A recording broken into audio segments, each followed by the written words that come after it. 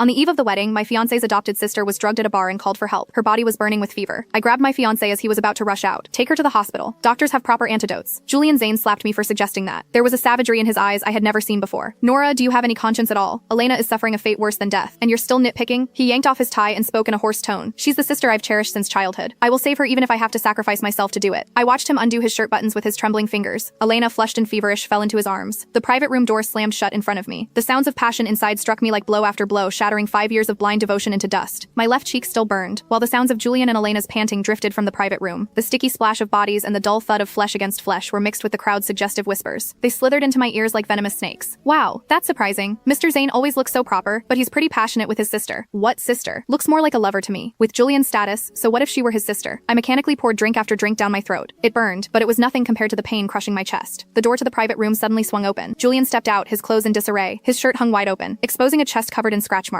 Fresh red kiss marks stood out against his neck. Elena clung to him as if she weighed nothing, wrapped only in his suit jacket. The insides of her thighs were smeared with something unmistakable. Julian, you're amazing, she said sweetly, deliberately brushing her lipstick against his collarbone. Nora, you're so lucky. A chorus of whistles exploded around us. Julian noticed me and reached out, but his body still exuded that aura. The scent clung to him, thick and cloying. I jerked back, knocking over a bottle behind me. The sound of shattering glass cut through the room, and everything went silent. Disgusting, I heard myself say. My voice echoed sharply in the sudden quiet. Frost crept over Julian's expression. Do you really have to act like this? You know Elena's situation is special. I let out a cold laugh and pointed at the fresh hickey on Elena's neck. Special? So you had to personally jump in and treat her? Julian, this little incest drama of yours is really something. Nora, would Elena even be like this if it weren't for you? He snapped. Besides, it's just my first time. Once we're married, you can have as many as you want. I clapped slowly and raised my glass. Congratulations, Mr. Zane, on losing your virginity. I wish you and your sister a long and happy life together. Julian's impatience finally snapped. Nora, can you stop already? Elena is just my sister. Elena suddenly whimpered softly. Julian, I don't feel well again. He turned around at once. As he walked away, he tossed a light remark over his shoulder. Nora, go buy a box of condoms. The biggest size. With his arm around Elena, he headed back to the private room, then added, and get some fever medicine. Elena's temperature is a bit on the higher side. Also, don't say things like that again. Elena doesn't like it. I grabbed a bottle and hurled it at the wall. Glass shards flew, slicing across the back of my hand. Blood dripped down my wrist, yet I felt nothing. It was true that when despair reached its peak, pain disappeared. I stumbled out of the room. By the time I returned to the villa, it was nearly midnight. I threw up violently in the bathroom until a shrill ringtone shattered the silence. The name Zelda flashed on the screen, blindingly bright. Only then did I realize I had passed out on the bathroom floor after vomiting. Nora, the wedding's about to start. Where are you? A sharp female voice screeched through the phone. I knew it. You're just an ill-mannered and poor nobody with no background. If Julian hadn't insisted on marrying you, I never would have agreed. Mrs. Zane, have Julian and Elena arrived? I asked quietly. The shouting paused for a moment. Aren't you the bride? Shouldn't you be getting ready? Julian's exhausted. He stayed up night after night, convincing relatives to come. Isn't it normal for him to sleep in a bit? Your son is busy in bed with his adopted sister. I cut in, my voice hoarse and unrecognizable. Would you like to hear a recording from the scene? Dead silence fell on the other end, then came an even more piercing scream. What nonsense are you talking about? Elena and Julian are perfectly innocent. I hung up and looked at the wedding decorations that filled the room. The decorations I had stayed up late to